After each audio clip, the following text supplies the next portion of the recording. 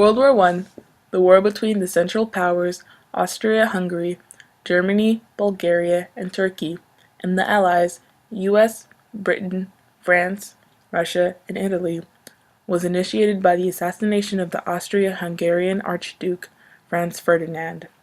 The war was negatively received by a large population of Americans who wanted nothing to do with it and desperately tried to avoid drafting.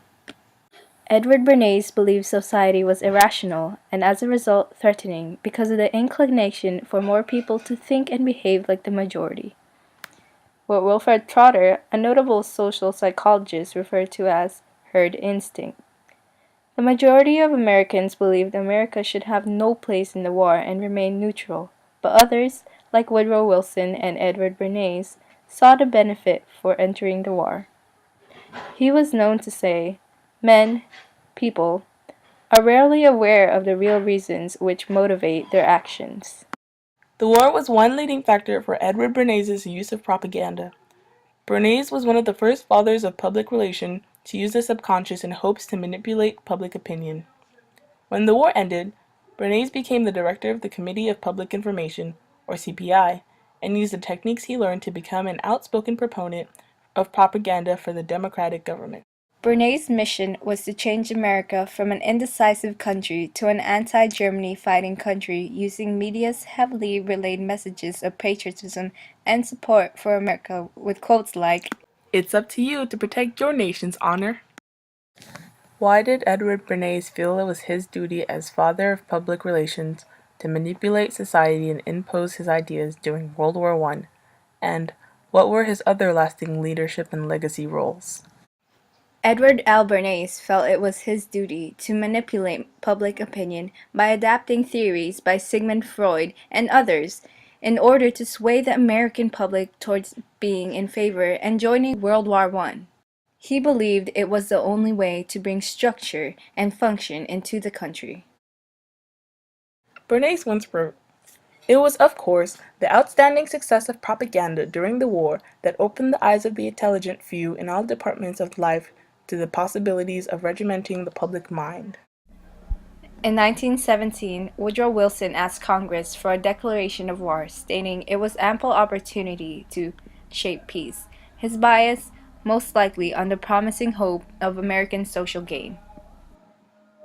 Wilson and Bernays saw U.S. involvement in the war and was an economically strategic move, initiated the spread of propaganda in order to connect ideas of war and drafts to patriotism.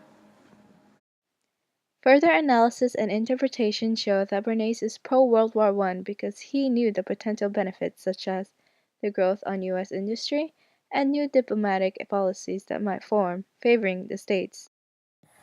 Wilson also understood Bernays' need for manipulation to launch America into a pro-war phase because he too believed the benefits of the war, drawing up his 14-point statement that justified the U.S. entrance into World War I, with points aimed at eliminating public political alliances like the forming of secret treaties and unifying the Allies in efforts to create world peace.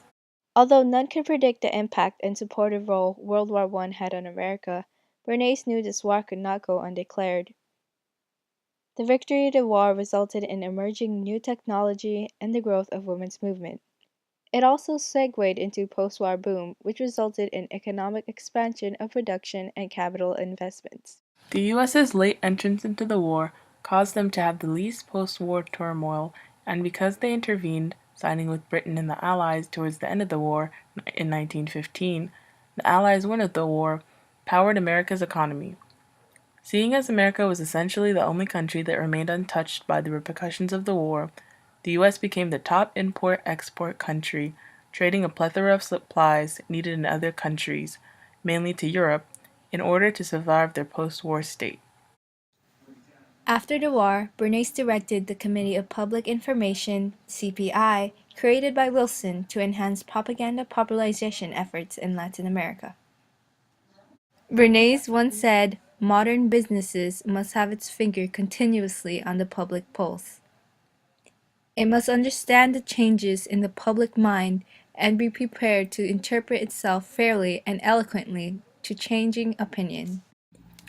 Bernays set out a campaign that ended up increasing women's use of tobacco and making bacon, a byproduct of Quaker, the most common breakfast food.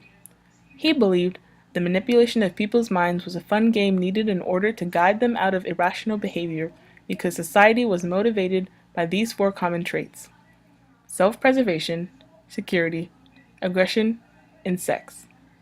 He shared many of the same theories as Freud, his uncle, who also believed people needed to be governed by elite higher figures to maintain the order of society and prevent chaos from ensuing. Freud and Bernays secretly worked together on overseas projects. Once the intentions of propaganda were being called into question, a debate between skeptic Everett Dean Martin and Edward Bernays sparked. Martin admitted there to be a variety of good propaganda, but said there were ulterior motives at times. He stated, "Propagandist is not the same as public instruction. It is never disinterested information."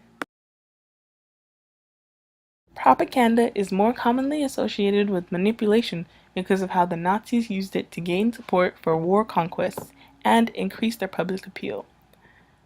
Modern propaganda ranges from the press, TVs, radios, and computers. Propaganda is effective because people are easily susceptible to it. It uses reinforcements of social myths and stereotypes, making it difficult to recognize. All in all, propaganda resulted in the increase of draft members for World War I, which led to huge economical growth for the US.